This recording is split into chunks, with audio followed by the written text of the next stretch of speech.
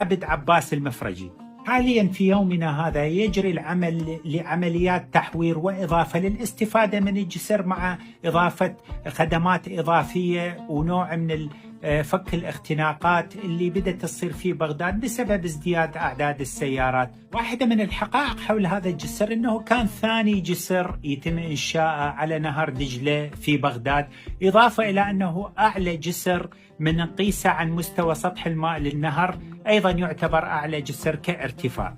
أخيرا حول الكلفة أحب أشير لكم هنا أنه لم تذكر المصادر المبلغ بشكل دقيق أو بشكل موثق، ولكن يقال أنه بحدود مليونين في ذلك الوقت. أخيرا أشكركم للمتابعة، وراح أتابع تعليقاتكم إذا موجودة عندكم مقترحات أو استفسارات، وفي أمان الله.